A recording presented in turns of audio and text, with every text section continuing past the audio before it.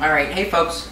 I had a request a few days ago to do a knee wrap tutorial, and so what I'd like to do today is I'd like to spend a little bit of time talking about how I wrap my knees, and also talking about how I get so much out of my knee wraps. For those of you that follow my training videos, you know that I am primarily a wrap squatter, meaning that I compete in powerlifting meets with knee wraps, and the difference between my best wrapped squat and my best unwrapped squat is pretty sizable. It's currently around 115 pounds, and I don't necessarily think that is the absolute difference between the two. I think I could probably squat a little bit more without knee wraps. The difference is probably closer to 80-ish, 90-ish pounds, somewhere around there, but it's still a tremendous difference. And my best wrap squat in training is 520. My best wrap squat in competition is 501.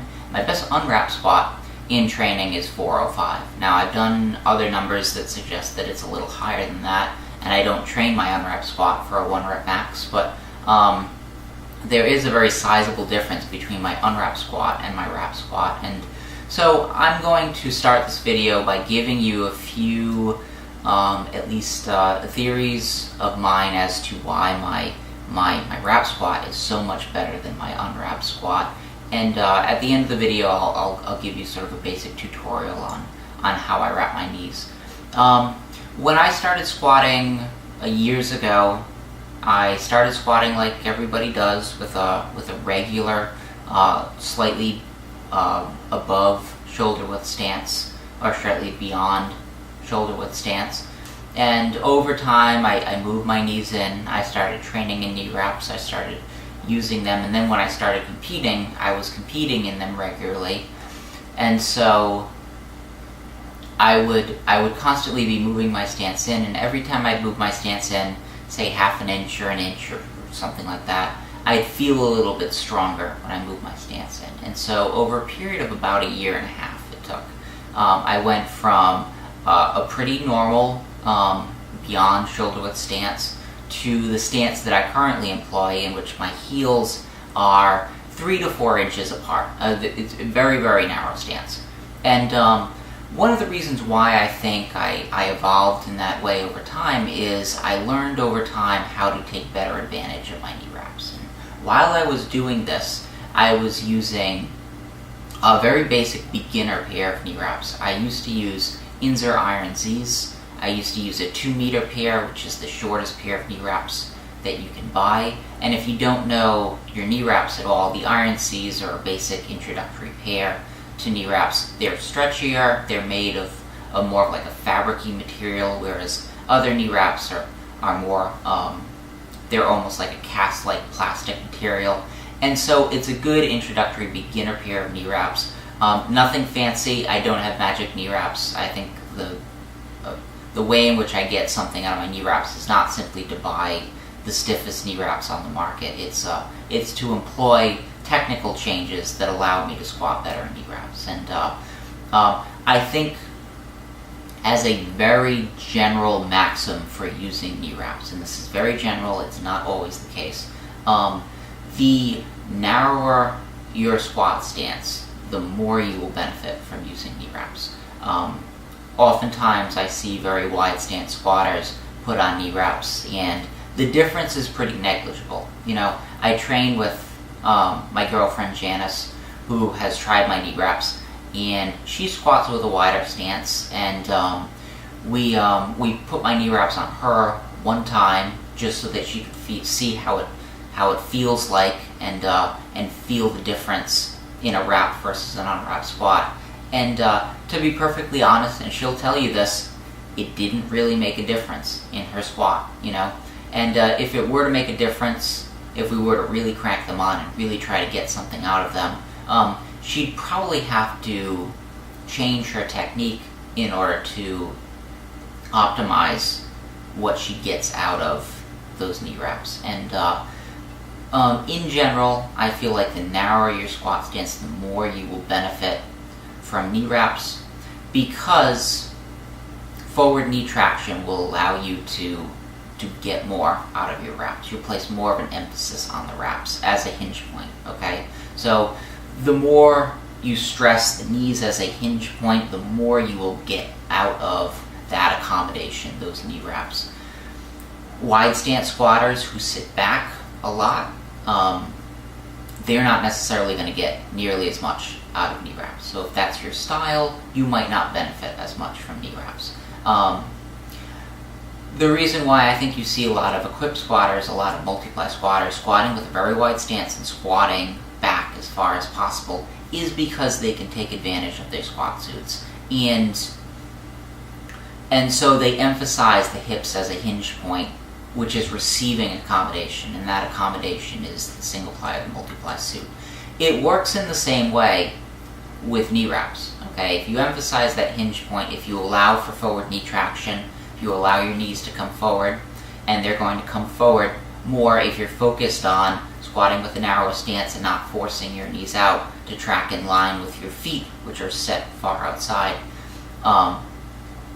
If you make that your focus, you're going to benefit more from knee wraps. Now, the question for you becomes, is it worth it for me to narrow my stance in order to attain a better wrap squat? And usually the answer is no. There's a reason why very few people, actually no, there's a reason why nobody squats like me, and that's because you eliminate muscle recruitment from some very important aspects of the posterior chain in order to squat that way. My glute recruitment, I'm sure, is a lot lower than just about all the other squatters out there. My hip recruitment, I'm sure, is lower than just about all of the squatters out there. So that is the trade-off for me. I eliminate the ability to recruit optimally certain aspects of my posterior chain in order to rely on other very highly developed muscle groups and to emphasize the accommodation that I receive from my knee wraps. And the way in which I emphasize that is I narrow my stance and I allow for forward knee traction, okay? That, I think, is basically all it comes down to when it comes down to getting the most out of your knee wraps. Certainly there are different styles for wrapping your knees, and certainly you'll find you have an individual preference, but I don't do anything fancy with my style of knee wrap, okay? I'm going to show you very quickly how I wrap my knees. It's very simple. There's not much, special information here, but I'll just give you a sense of how I do it, and maybe this will help you. When I get set to wrap my knees, what I tend to do is I tend to take the bottom of my wrap, and I'm one of the rare people that actually unfolds the wrap when they do this, and it does make it more difficult, but this is how I do it. I unfold my wrap like this. I'll place my thumb right here, and what I'm doing is I'm placing my thumb right to the left of this bone right here, okay? So I'm sort of getting my knee wrap set in place there, and for this first loop, I'm going to set the wrap so that it is under the joint right here. It is under that hinge point so that I can continue to move my leg fully without having the knee wrap affect my mobility at all, okay? Then this is where I'm going to set my base, all right? When I wrap, I'm going to be constantly pulling on this wrap, okay? And this is why I do it with the wrap fully unrolled. I wrap my own knees in training and in competition. And so because I don't have somebody else to do it, it's hard for me to apply pressure at every point with the wrap rolled up. So I choose to do it this way. This way I can manipulate the wrap itself as I wrap. And I'm constantly stretching that wrap and applying pressure, okay? What I'm trying to do is if you look at these wraps, I'm trying to set the wrap so that it's halfway up each time. And I'm going to spiral up, okay? So I'm going to spiral up with my wrap, and I'm not necessarily going to go too high. Usually what I'll do is I'll go above that joint, okay, so I'll hit the top of the quadricep. Now as I'm doing this, I'm focusing on keeping my leg completely straight, and oftentimes I'll do it with my leg elevated. That's a little bit easier for me, but I'm trying to keep my leg completely straight. I'm not trying to let my knee bend at all when I do this. And the other thing I'm doing is I'm trying to focus on lifting my toe up, curling my big toe, and flexing my calf, okay? If you remember, if you watch my videos from a few months ago, I tore my calf muscle, and actually where I tore it was right about here at the top where the wrap connects to the top of that gastroc, okay? And I was wrapping my knees with my foot placed out like this, okay? So my foot was placed out like this, my calf was relaxed, and then when I went to stand up and I turned my foot up and I flexed that calf, I could feel the wrap pulling against it, all right? So for me, it's very important to flex my calf and to turn my toe up so that the wrap isn't pulling against that gastroc as I stand up and as I get set to squat.